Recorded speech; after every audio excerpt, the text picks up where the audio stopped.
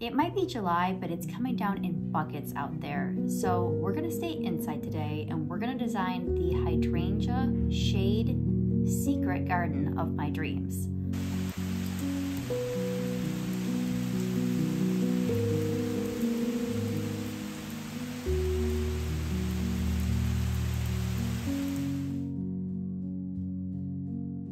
So here's what I've got so far.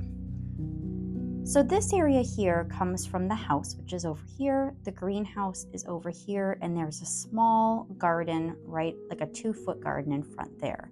Then as you come in here, there's an arbor with black wrought iron fence on either side, which is brand new. And then this area here comes under the big Chinese chestnut tree. It hangs over it in this beautiful arc, and it creates a garden that this part here, and please ignore the fact that my nails are gardening nails and DIY nails right now. So this part here is basically, I would call it not full shade, but pretty close. This area here is definitely like a part shade area. And this area here gets a little bit of shade, but does get some sun coming in this way in the afternoons. And then over this way, this goes out into deeper shade underneath my mature trees where pretty much nothing is growing on the ground, and it's all like leaf litter. What I really want is this feeling that this particular area here is kind of like a secret garden, that it's encapsulated in this shady, kind of partially enclosed area. So I want to be able to create a little bit of height here. I don't want to block the view because the porch, the side porch is right here. I don't want to block the view, but I do want to have some height. I'd like an arbor here that leads into the rose garden. So this is the rose garden here. And I'd like some height and again, that circular enclosed feeling back here. And of course, I want that to go all the way around. Now, because it's a shade garden, I think that the ideal thing to use here is whites and light colors. So whites and like blush pinks, really light pinks. I experienced that secret garden kind of vibe in the UK when I was in some of their old gardens where there were paths just sort of leading out of these different little rooms you'd come into. And that's kind of what I'm going for here. So 25 feet deep is the center of this arbor. I did measure this all the way to the back of where I want the height feature to be. By the time you consider whatever's going to be back here for a privacy planting or privacy screen, what we end up with is about a 20 by 20 foot circle. Okay, so what's going in here? What are these big round bushes? These are going to be a combination of Annabelle's and the incredible blush hydrangeas. Now, if anyone just shuddered when I said Annabelle, I did order Annabelle's last year totally on impulse. They were an end of season clearance item and I got them for $11 each. They were just too good of a temptation. Editing Jenna here, so I wanted to show you against my shed here. This is one of the Annabelles that's going into the shade garden. This is the size it was when I bought it last year in the fall, and I potted it up in compost, homemade compost, and that's the size it is 9 months later maybe. So I just wanted to show you for comparison. And yes, that little baby hydrangea is for another garden. And I am not going to tell you what it is today, but I will tell you soon. Hydrangeas must have been creeping into my mind a little bit. If you've been here before, you know I've never grown hydrangeas before this year.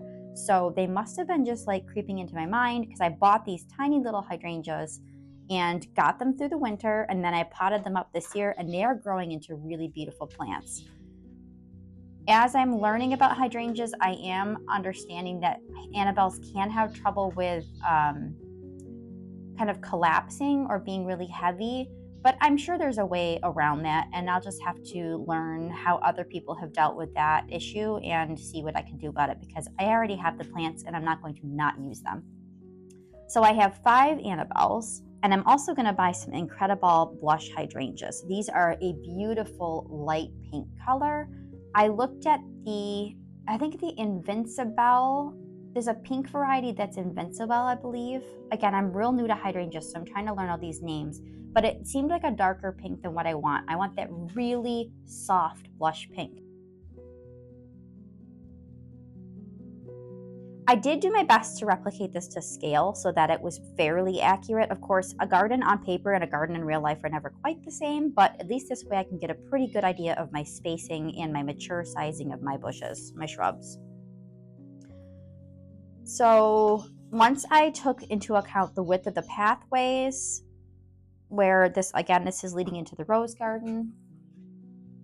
Can you see? Can you see? Yes.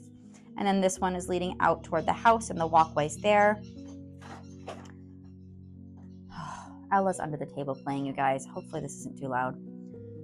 So once I calculated that, I calculated how much space I actually had for hydrangeas at their approximate mature width, which the Annabelle and the Incredible blush both get to about the same mature width, which is amazing because I can use them interchangeably here. And they'll look nice and uniform, I think, once they're fully grown. So 1, 2, 3, 4, 5, 6, 7, 8, 9, 10 is what I came up with for these Incredible and Annabelle hydrangeas. No, Annabelle, excuse me. So since I have 5 of the Annabelles already, that means I can buy 5 of the Incredible blush, and that will take me to 10. And I think it's just going to look incredible to have these very light colors, the white and the blush pink, pop against the dark green foliage that I'm going to put in here, and also just in the deeper shade. I think it's going to look beautiful. Another thing I took into consideration is that both of these hydrangeas can handle the same light conditions, and they can handle a variation of light conditions. So they can handle the deeper shade and they can handle the little bit more sun, which is perfect because, like I said, this whole area has kind of a variant of light that goes from much brighter at times to much darker. So now let's talk about the other things that are going to go in this garden. I have a little list here. Hopefully you guys can see this. So I'm thinking what would look beautiful in here is a combination of white and pink Japanese anemones. I do have some pink ones that came from a friend's garden that are ready to be divided, so I think those would be pretty. I would also like to buy some white ones. I believe the most shade-friendly variety is called Hydrangea. I'm not an anemone expert, but that's what I seem to be finding in my research. I've gotten lots of ideas for this garden from this amazing book called Beth Chatto's Woodland Garden, and I'm going to share this book in more depth with you all coming soon. But wow, did this give me some great ideas. And one of the things that it just convinced me of was the need for, look at these beautiful anemones. These are the Japanese anemones. The ferns behind, the hostas. Look at those beautiful varying layers and the different greens. I can't wait to share this book with you. It's fabulous.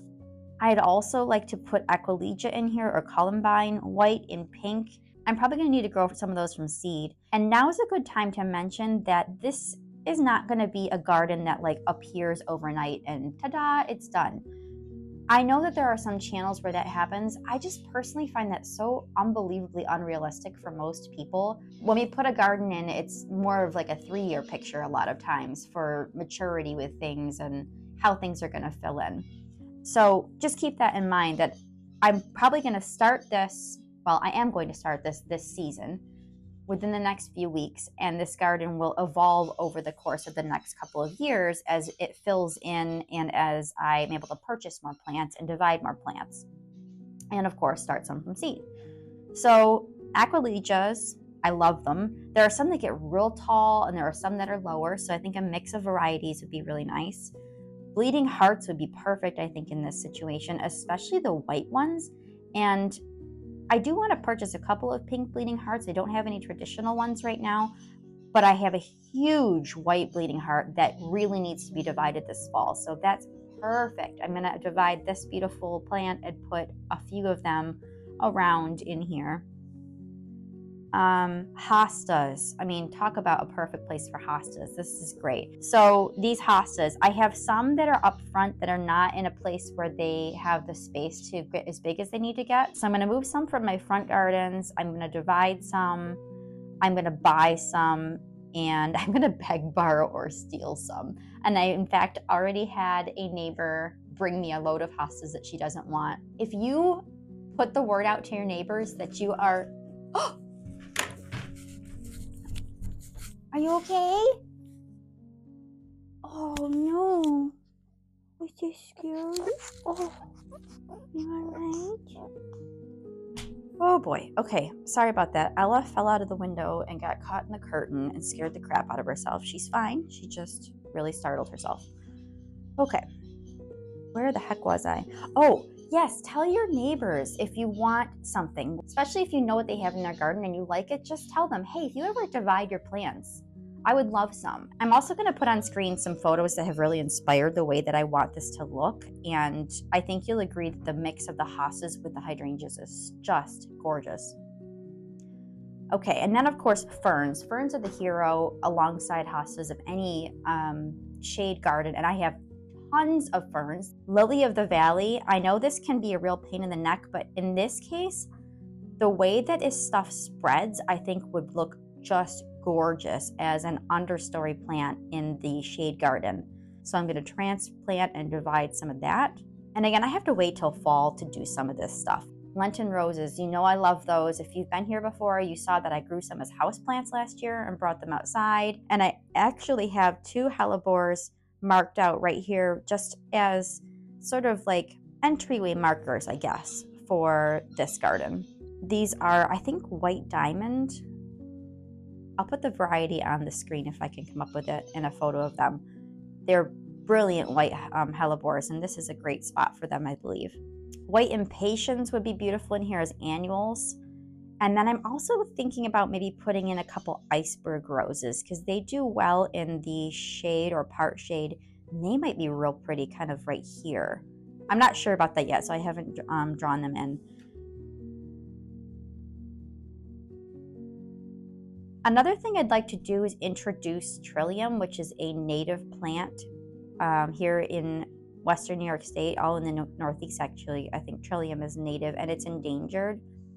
And this is definitely a long-term, I mean, gosh, I think trillium takes like 5 years to get established before it even really does anything. But this is something that I would like to get going kind of for future generations. I think it looks stunning going out through the woods. All of those things have different heights. They have different bloom times.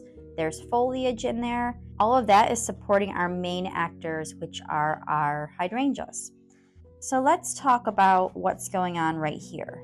If you can hear the cats playing in the paper, I apologize. So if you're wondering what this is a line of potentially some kind of holly. Our neighbors right here are lovely, but there's literally a parking spot right here. This area right here is where they park their cars, and it's where they put a bunch of just stuff, like if they have stuff to sort or junk and their trash cans are here, that kind of thing. Everybody needs that kind of a space, and these neighbors, their space happens to be right behind this beautiful, peaceful garden that I'm putting in. So I need to figure out what I'm going to do for privacy.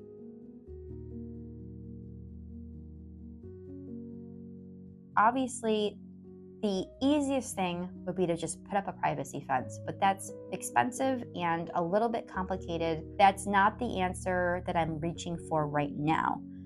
I am thinking about evergreens because I think an evergreen backdrop would be just so beautiful in the winter. I can imagine looking out the kitchen windows here to see this beautiful evergreen drop, potentially with a beautiful statue here. Wouldn't that be gorgeous to see a statue with snow on the evergreens? So I'm playing around with the idea of maybe the sky pencil holly, which I think can tolerate the variation in the light that would be here, and it gets tall and skinny. This is the mature width, about 2.5 feet, or potentially a different type of holly or a boxwood that could handle the variation in light.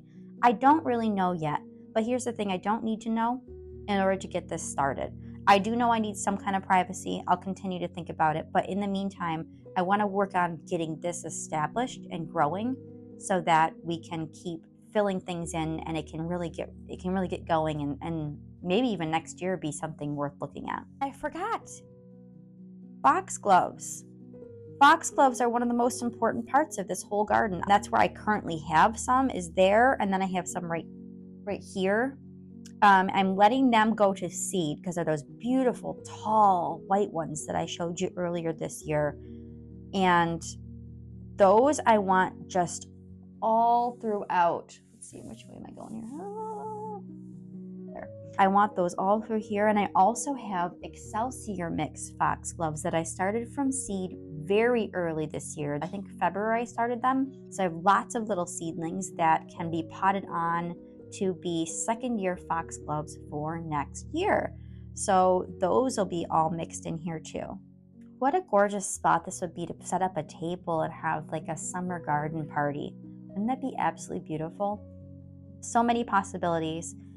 No matter what, I want this to be tranquil and peaceful and a refuge from those awfully hot July and August days especially. This kind of garden would be a beautiful place to spend some time when it's oppressively hot. I'm just so excited about this. I hope you guys are excited about it too. So let me know what you think. What do you think of a hydrangea garden like this? Kind of a hydrangea room type of garden, a secret garden vibe. Have you ever grown and planned a shade garden?